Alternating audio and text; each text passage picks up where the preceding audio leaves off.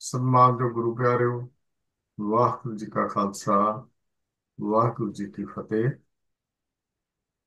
ਸਿੱਖ mission college ਵੱਲੋਂ ਰੋਜ਼ਾਨਾ online SMC ਗੁਰਮਤਿ class USA ਵਿੱਚ ਆਪ ਸਾਰਿਆਂ ਦਾ ਸਵਾਗਤ ਹੈ। ਆਪ ਸਾਰਿਆਂ ਨੂੰ ਜੀ ਆਇਆਂ। ਅੱਜ ਅਸੀਂ ਭੈਣ ਜੀ ਤੇਜਿੰਦਰ ਕੌਰ ਜੀ ਦਿੱਲੀ ਪਾਸੋਂ ਇੱਕ ਅਹਿਮ ਵਿਸ਼ੇ ਦੇ ਉੱਤੇ ਵਿਚਾਰ ਸਰਵਣ ਕਰ ਰਹੇ ਹਾਂ। ਲਾਵਾਂ, ਇੱਕ ਵਿਚਾਰ, ਇੱਕ ਅਧਿਐਨ। ਇਹਦੇ ਵਿੱਚ ਕੀ ਦੱਸਿਆ ਗਿਆ ਹੈ? ਆਮ ਤੌਰ ਤੇ ਉੱਤੇ ਅਸੀਂ ਜਦੋਂ ਵੀ ਕਿਸੇ ਦਾ ਆਨੰਦ ਕਾਰਜ ਹੁੰਦਾ ਹੈ, ਉਸ ਵੇਲੇ ਲਾਵਾਂ ਦੀ ਗੱਲ ਕਰਦੇ ਹਾਂ। ਹਾਲਾਂਕਿ ਲਾਵਾਂ ਕੋਈ ਸਿਰਲੇਖ ਸ੍ਰੀ ਗੁਰੂ ਗ੍ਰੰਥ ਸਾਹਿਬ ਅੰਦਰ ਨਹੀਂ ਹੈ। ਸੂਹੀ ਰਾਗ ਦਾ ਸ਼ਬਦ ਹੈ ਗੁਰੂ ਰਾਮਦਾਸ ਮਹਾਰਾਜ ਦਾ, ਜਿਹਦੇ ਚਾਰ ਪਦੇ ਹਨ, ਚਾਰ ਅੰਕ ਹਨ, 773 774 ਅੰਕ। ਗੁਰੂ ਗ੍ਰੰਥ ਸਾਹਿਬ ਸੱਚੇ ਪਾਤਸ਼ਾਹ ਜੀ ਦਾ ਜਿੱਥੋਂ ਇਹ ਸ਼ਬਦ ਆਰੰਭ ਹੁੰਦਾ ਹੈ, ਜਿੱਥੇ ਦਰਜ ਹੈ, ਉਹਦੇ ਚਾਰ ਪਦਿਆਂ ਨੂੰ ਅਸੀਂ ਚਾਰ ਲਾਵਾਂ ਦਾ ਨਾਮ ਦਿੱਤਾ ਹੈ। ਤੇ ਲਾਵਾਂ ਸਿਰਲੇਖ ਨਹੀਂ ਗੁਰੂ ਗ੍ਰੰਥ ਸਾਹਿਬ ਦੇ ਅੰਦਰ ਕੋਈ ਵੀ। ਪੰਥਕ ਤੌਰ ਦੇ ਉੱਤੇ ਇਸ ਦਾ ਨਾਮ ਜਿਹੜਾ ਸੀ ਉਹ ਰੱਖਿਆ ਗਿਆ। ਇਹ ਨਾਵਾਂ ਦਾ ਇਹ ਲਾਵਾਂ ਦਾ ਕੀ ਭਾਵ ਹੈ? ਇਹ ਸਾਡੇ ਜੀਵਨ ਵਿੱਚ ਕਿਸ ਢੰਗ ਨਾਲ ਤਬਦੀਲੀ ਆਉਂਦੀ ਹੈ, ਚੇਂਜ ਆਉਂਦੀ ਹੈ? ਕੁਝ ਵਿਚਾਰ ਹਨ ਜਿਹੜੇ ਅਸੀਂ ਅੱਜ ਸਰਵਣ ਕਰਾਂਗੇ। ਭੈਣ ਜੀ ਤੇਜਿੰਦਰ ਕੌਰ ਜੀ, ਆਪ ਜੀ ਨੂੰ ਬੇਨਤੀ ਕਰ ਰਿਹਾ ਹਾਂ, ਕਿਰਪਾ ਕਰੋ, ਆਪ ਜੀ ਅੱਜ ਦੇ ਇਹ ਵਿਚਾਰ ਆਰੰਭ ਕਰੋ ਜੀ। ਵਾਹਿਗੁਰੂ ਜੀ ਕਾ ਖਾਲਸਾ, ਵਾਹਿਗੁਰੂ ਜੀ ਕੀ ਫਤਿਹ। ਇੱਕ ਓੰਕਾਰ ਸਤਨਾਮ ਕਰਤਾ ਪੁਰਖ ਨਿਰਭਉ ਨਿਰਵੈਰ ਅਕਾਲ ਮੂਰਤ ਅਜੂਨੀ ਸੈਭੰ ਗੁਰ ਪ੍ਰਸਾਦ। Waheguru Waheguru Waheguru Waheguru Waheguru. SMC online class ਵਿੱਚ ਹਾਜ਼ਰ ਸਾਰੇ ਹੀ ਵੀਰਾਂ ਅਤੇ ਭੈਣਾਂ ਨੂੰ ਬਹੁਤ ਹੀ ਪਿਆਰ ਸਹਿਤ ਫਤਿਹ ਪ੍ਰਵਾਨ ਹੋਵੇ ਜੀ। ਵਾਹਿਗੁਰੂ ਜੀ ਕਾ ਖਾਲਸਾ, ਵਾਹਿਗੁਰੂ ਜੀ ਕੀ ਫਤਿਹ। ਅੱਜ ਅਸੀਂ ਜਿਸ ਵਿਸ਼ੇ ਦੀ ਵਿਚਾਰ ਕਰਨੀ ਹੈ ਉਹ ਹੈ ਲਾਵਾਂ। ਲਾਵਾਂ ਇੱਕ ਐਸਾ ਅੱਖਰ ਹੈ ਜਿਸ ਨੂੰ ਅਸੀਂ ਕਿਸੇ ਵੀ ਉਮਰ ਵਿੱਚ ਸੁਣੀਏ, ਸੁਣ ਕੇ ਮਨ ਵਿੱਚ ਇੱਕ ਚਾਅ, ਇੱਕ ਖਿੜਾਵ ਪੈਦਾ ਹੋ ਜਾਂਦਾ ਹੈ। ਐਸਾ ਕਿਉਂ ਹੈ? ਇਹ ਅਸੀਂ ਅੱਜ ਵਿਚਾਰਾਂ ਕਰਕੇ ਸਮਝਾਂਗੇ। ਲਾਵਾਂ ਭਾਵ ਪ੍ਰਕਰਮਾਂ ਜਾਂ ਫੇਰੇ। ਗੁਰੂ ਸਾਹਿਬਾਂ ਨੇ ਕਈ ਸਿਰਲੇਖਾਂ ਹੇਠ ਸ਼ਬਦ ਉਚਾਰਨ ਕਰਕੇ ਮਨੁੱਖ ਨੂੰ ਜੀਵਨ ਜਾਚ ਦਾ ਉਪਦੇਸ਼ ਦਿੱਤਾ ਹੈ। ਜਿਵੇਂ 52 ਅੱਖਰੀ, 12 ਮਾਹਾ, ਥਿੱਤੀ, ਸਦ, ਫੋਹਨੇ। ਤਿਵੇਂ ਹੀ ਸੂਹੀ ਰਾਗ ਵਿੱਚ ਇੱਕ ਸ਼ਬਦ ਰਾਹੀਂ ਗੁਰੂ ਸਾਹਿਬ ਨੇ ਮਨੁੱਖ ਨੂੰ ਪ੍ਰਭੂ ਨਾਲ ਮਿਲਾਪ ਦੀ ਸੇਧ ਬਖਸ਼ੀ ਹੈ। ਗੁਰੂ ਰਾਮਦਾਸ ਜੀ ਵੱਲੋਂ ਉਚਾਰਨ ਇਹ ਸ਼ਬਦ ਅੰਕ 773 ਤੇ ਲਾਵਾਂ ਨਾਮ ਨਾਲ ਪ੍ਰਸਿੱਧ ਹੈ। ਪਰ ਗੁਰੂ ਗ੍ਰੰਥ ਸਾਹਿਬ ਜੀ ਵਿੱਚ ਲਾਵਾਂ ਨਾਮ ਦਾ ਕੋਈ ਸਿਰਲੇਖ ਨਹੀਂ ਮਿਲਦਾ।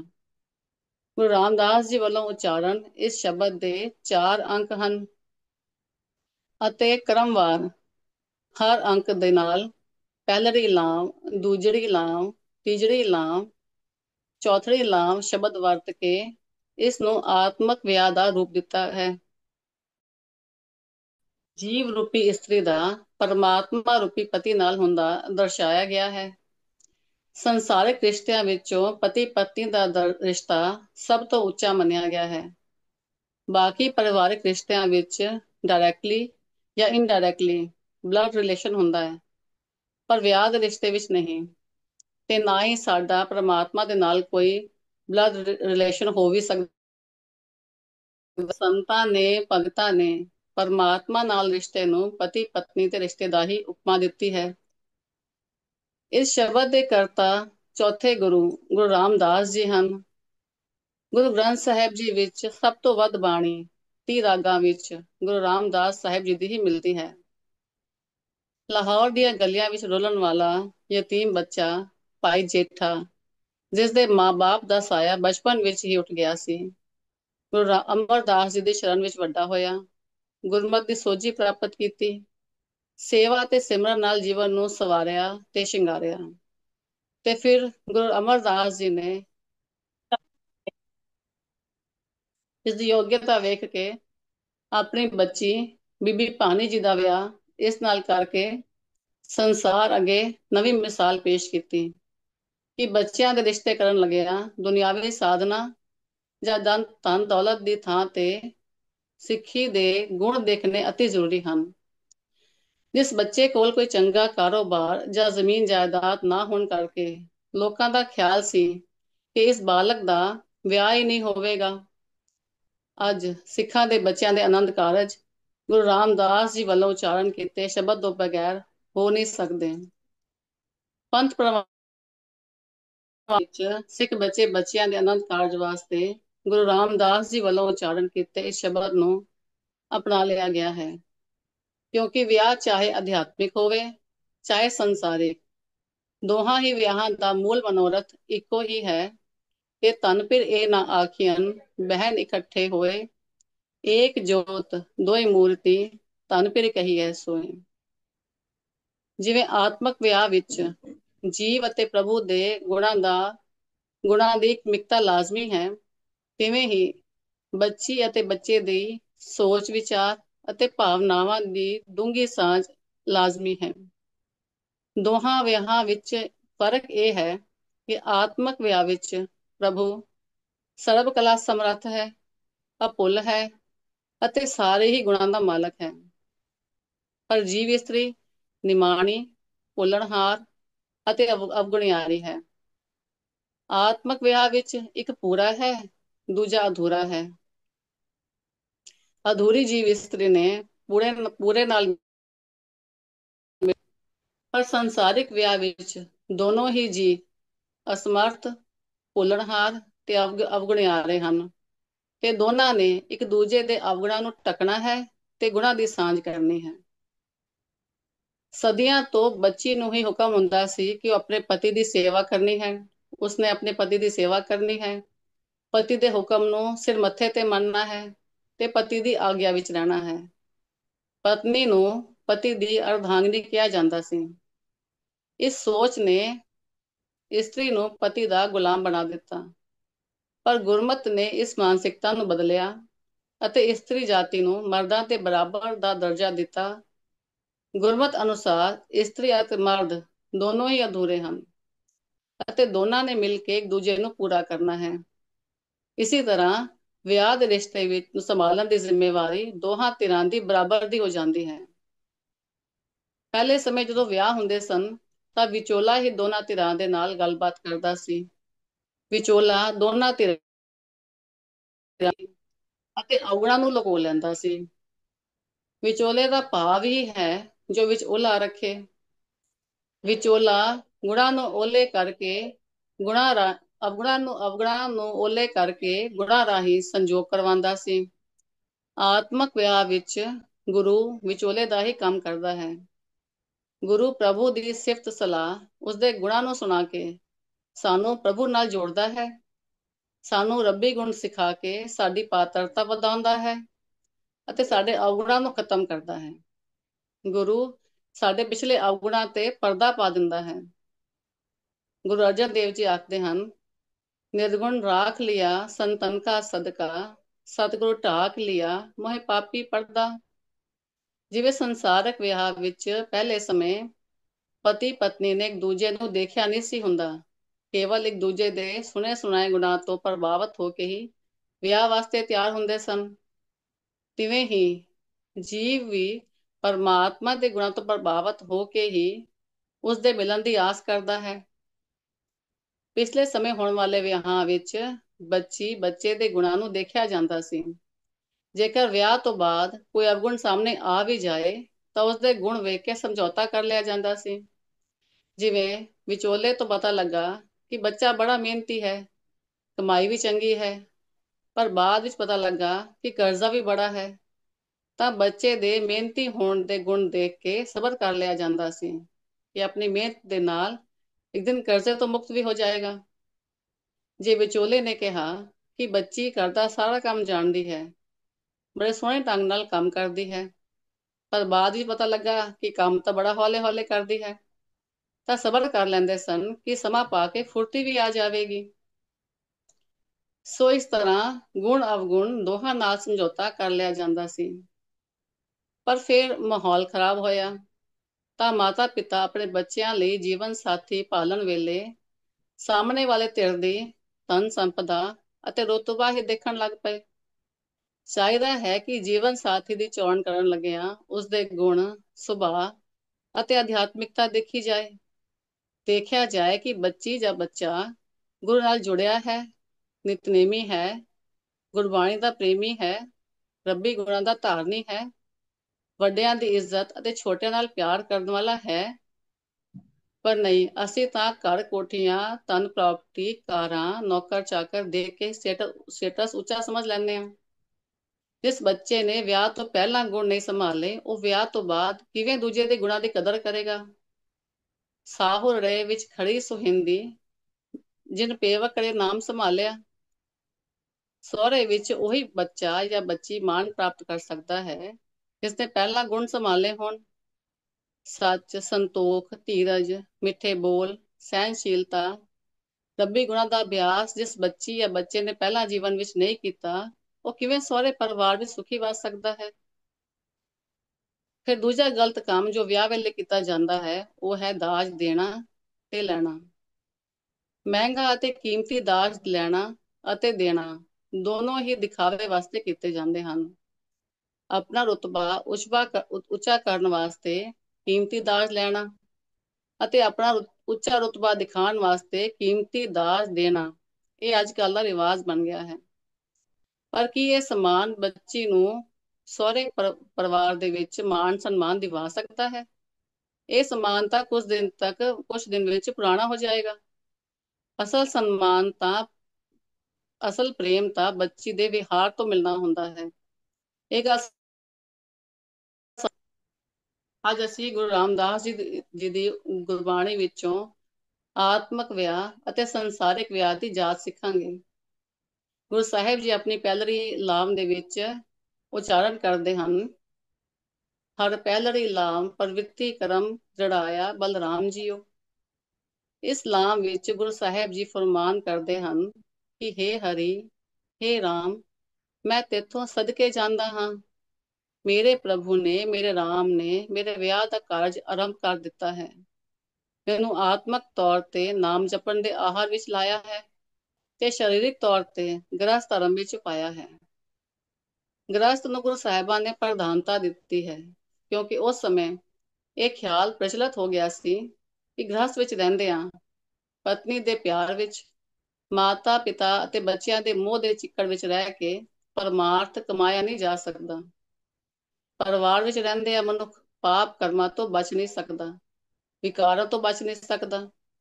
ਇਸ ਲਈ ਪਾਪਾਂ ਤੋਂ ਬਚਣ ਦਾ ਇੱਕ ਸੌਖਾ ਜਿਹਾ ਰਾਹ ਲੱਭ ਲਿਆ ਗਿਆ ਕਿ ਕੋਈ ਕੰਮ ਨਾ ਕਰੋ, ਘਰ-ਬਾਰ ਛੱਡ ਦੇਵੋ ਤੇ ਮੰਗ ਕੇ ਖਾਵੋ। ਇਸ ਤਰ੍ਹਾਂ ਪਾਪਾਂ ਤੋਂ ਬਚਿਆ ਜਾ ਸਕਦਾ ਹੈ। ਪਰ ਇਸ ਫੋਕੇ ਕਰਮ ਕਾਂਡ ਨਾਲ ਸਮਾਜ ਦੀ ਹਾਲਤ ਖਰਾਬ ਹੋ ਰਹੀ ਸੀ। ਜੋ ਲੋਕ ਪਰਿਵਾਰ ਛੱਡ ਜਾਂਦੇ ਸਨ, ਉਹਨਾਂ ਦੇ ਪਰਿਵਾਰ ਪਿੱਛੋਂ ਰੁਲਦੇ ਸਨ। ਬੱਚਿਆਂ ਦੀ ਪੜ੍ਹਾਈ ਲਿਖਾਈ ਨਹੀਂ ਹੋ ਪਾਉਂਦੀ ਸੀ, ਮਾਤਾ ਪਿਤਾ ਦੀ ਸਿਹਤ ਦੀ ਸੰਭਾਲ ਨਹੀਂ ਹੋ ਪਾਉਂਦੀ ਸੀ ਅਤੇ ਪਤਨੀ ਦੀ ਸਮਾਜਿਕ ਸੁਰੱਖਿਆ ਵੀ ਖਤਰੇ ਵਿੱਚ ਆ ਜਾਂਦੀ ਸੀ। ਨਾਲ ਹੀ ਫਜ਼ੂਲ ਦੇ ਕਰਮ ਕਾਂਡਾਂ ਨੂੰ ਹੋਰ ਵੀ ਬੜਾਵਾ ਮਿਲਦਾ ਸੀ। ਇਸ ਲਈ ਇਹਨਾਂ ਸਾਰੀਆਂ ਹਾਲਾਤਾਂ ਨੂੰ ਵੇਖ ਕੇ ਗੁਰੂ ਸਾਹਿਬ ਨੇ ਲੋਕਾਂ ਨੂੰ ਸਹੀ ਰਾਹ ਦਿਖਾਇਆ ਤੇ ਸਮਝਾਇਆ ਕਿ ਕਰਮ ਤਾਂ ਕਰਨੇ ਹੀ ਪੈਣਗੇ, ਚਾਹੇ ਪਰਿਵਾਰ ਵਿੱਚ ਰਹੀਏ, ਚਾਹੇ ਜੰਗਲਾਂ ਪਹਾੜਾਂ ਵਿੱਚ। ਘਰ ਪਰਿਵਾਰ ਦਾ ਤਿਆਗ ਕੀਤਿਆਂ ਮਨ ਪਵਿੱਤਰ ਨਹੀਂ ਹੁੰਦਾ। ਮਨ ਅਤੇ ਤਨ ਨੂੰ ਪਵਿੱਤਰ ਕਰਨ ਦਾ ਇੱਕ ਸਹਿਜ ਮਾਰਗ ਗੁਰਮਤਿ ਨੇ ਲੁਕਾਈ ਦੀ ਝੋਲੀ ਵਿੱਚ ਪਾਇਆ। ਕਰਮਾਂ ਦੀ ਜ਼ਿੰਮੇਵਾਰੀ ਦਾ ਤਿਆਗ ਨਹੀਂ ਕਰਨਾ, ਸਿਰਫ ਕਰਮ ਕਰਨ ਦਾ ਤਰੀਕਾ ਠੀਕ ਕਰਨਾ ਹੈ।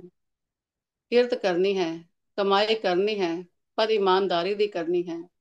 ਕਿਸੇ ਦਾ ਹੱਕ ਨਹੀਂ ਮਾਰਨਾ, ਕਿਸੇ ਨੂੰ ਧੋਖਾ ਨਹੀਂ ਦੇਣਾ, ਕਿਸੇ ਦੀ ਮਜਬੂਰੀ ਦਾ ਫਾਇਦਾ ਨਹੀਂ ਚੁੱਕਣਾ।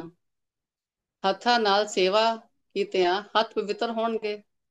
ਅੱਖਾਂ ਨਾਲ ਪਰਾਇਆ ਰੂਪ, ਪਰਾਇਆ ਧਨ ਨਹੀਂ ਵੇਖਣਾ। ਕੰਨਾਂ ਨਾਲ ਝੂਠ, ਨਿੰਦਿਆ, ਚੁਗਲੀ ਨਹੀਂ ਸੁਣਨੀ ਅਤੇ ਰਸਨਾ ਨਾਲ ਕੇਵਲ ਪਦਾਰਥਾਂ ਦਾ ਸਵਾਦ ਹੀ ਨਹੀਂ ਲੈਣਾ, ਬਲਕਿ ਪ੍ਰਭੂ ਦਾ ਨਾਮ ਰਸ ਵੀ ਪ੍ਰਾਪਤ ਕਰਨਾ ਹੈ।